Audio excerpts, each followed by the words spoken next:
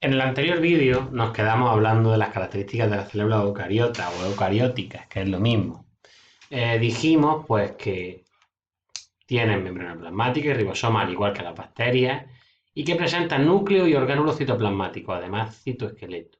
Esos orgánulos le permiten tener compartimentación y que en cada orgánulo tenga una función concreta y se den unas actividades metabólicas concretas, con diferentes pH y diferentes condiciones, lo que le permite a la célula ser mucho más eficaz o mucho más eficiente.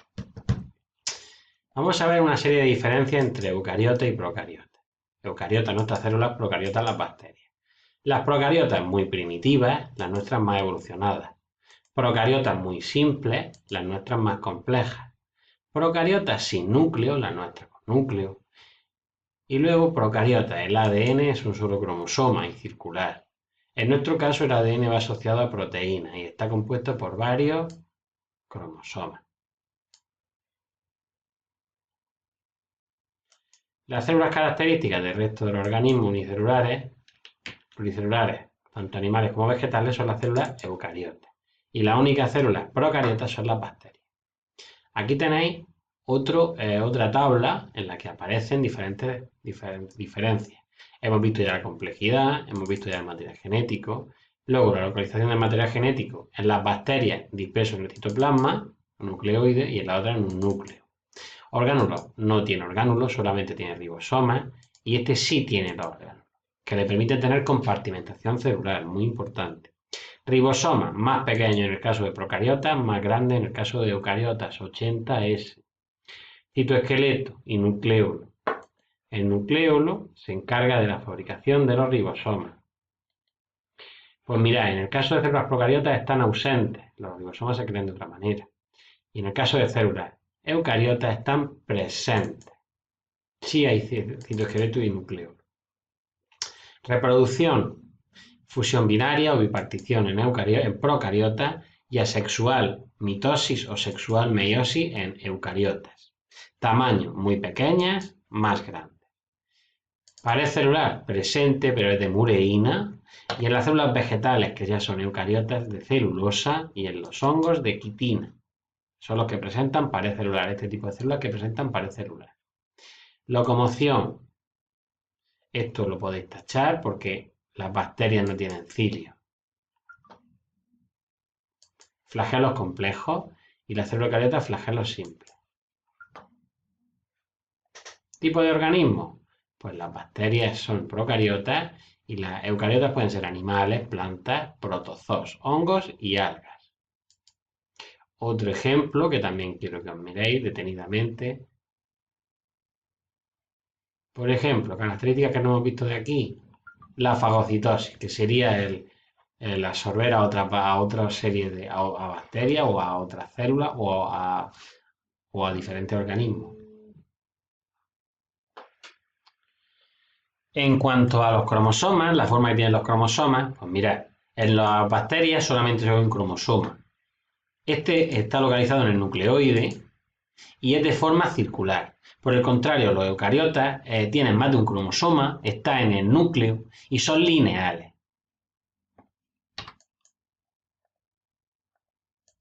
Aquí tenéis otra imagen en la que os vuelve a aparecer. De todas estas, lo que tenéis que hacer es las que más aprendáis, pues hacer una tabla vosotros de diferencia entre eucariota y procariota y analizar por las diferentes preguntas que os puede caer de selectividad. Una imagen de una célula animal y de una célula vegetal. Diferencia entre células animales y vegetales. Ambas son eucariotas, pero hay diferencia entre ellas, claramente. La primera, la pared vegetal, tiene pared celular, pero la animal no. La pared vegetal tiene plastos, entre los que se encuentran los cloroplastos. La célula animal no tiene plastos. La célula animal tiene centriolos y la vegetal no. La célula vegetal tiene unas vacuolas muy grandes, las vacuolas son muy grandes. Sin embargo, la célula animal, las vacuolas son pequeñas. Además de ello, las células vegetales son más grandes que las animales. Y luego, las animales pueden presentar una cosa que se llama desmosomas, que serían uniones entre células, y flagelos. Sin embargo, las células vegetales no pueden presentar ni desmosomas ni flagelos. Otra diferencia las tenéis aquí. No las vamos a parar a decir porque son las mismas. Por ejemplo, sí, la forma es irregular en la célula animal, irregular en la vegetal. Aquí tenemos diferentes partes de la célula vegetal. Vamos a ir viéndolas. El número 1 sería una vacuola, que almacena sustancias. El número 2 es la membrana plasmática, que realiza intercambio entre el exterior y el interior. El número 3 es el aparato de Golgi, que empaqueta sustancias. El número 4 es el núcleo, contiene la información genética. Número 5, mitocondrias, que producen la respiración celular. Número 6, cloroplastos, que se realiza la síntesis, la fotosíntesis. Número 7 es el retículo endoplasmático, que se encarga de sintetizar sustancias. Retículo endoplasmático rugoso en este caso. Veremos más adelante en el siguiente tema qué tipo de retículo hay. Y el número 8 va a ser la pared celular, que protege a la célula. Célula animal. Vamos a pasar a ver una célula animal, las diferentes partes que tiene. Número 1, núcleo. Número 2, nucleolo. Número 3, membrana plasmática. Número 4, mitocondria. Número 5, citoplasma. Número 6, aparato de Golgi. Número 7, retículo endoplasmático liso, que veremos en el tema siguiente. Número 8, retículo endoplasmático rugoso. Número 9, centriolos, en su conjunto centrosoma. Y número 10, lisosoma, que no tienen las otras células, pero esta sí tiene lisosoma. Vamos a pasar a analizar el núcleo, las principales características que tiene el núcleo. Lo primero, alberga la información genética en forma de ADN. Es el lugar donde se produce la replicación del ADN y la síntesis de todos los ARN que vimos en el tema anterior.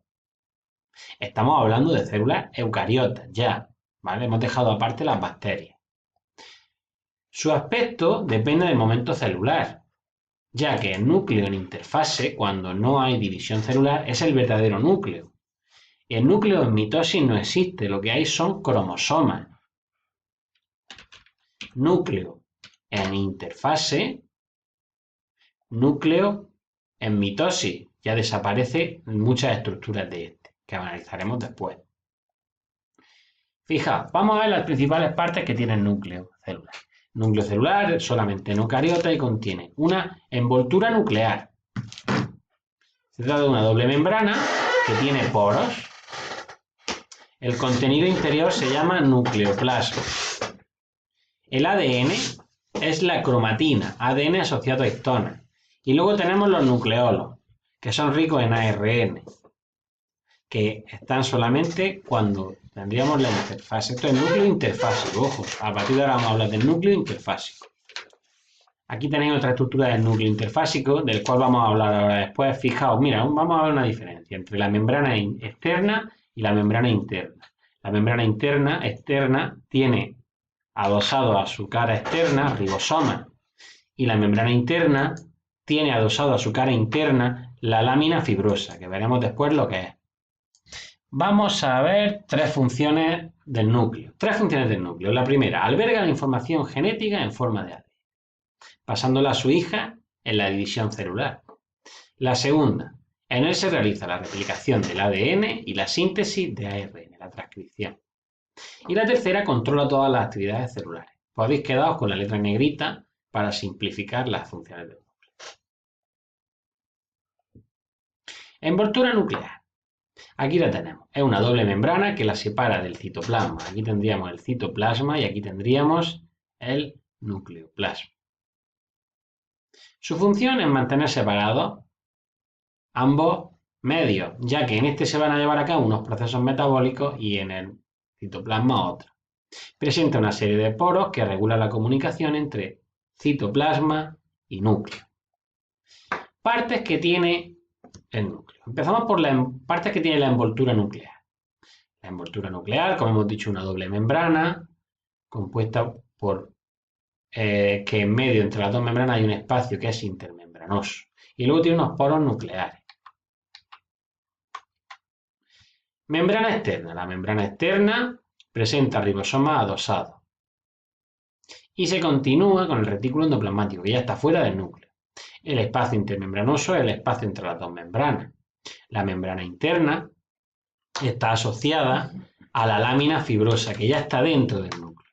Esta sirve para que a ella se anclen los cromosomas y para regular el crecimiento de la envoltura celular. Muy importante. Y luego tenemos los poros nucleares. Son perforaciones compuestas por proteínas, ¿vale?, que regulan el intercambio de moléculas entre el núcleo y el citosol. Los poros regulan el intercambio de moléculas. Fijaos, aquí tenemos una estructura del poro. Esto sería un poro.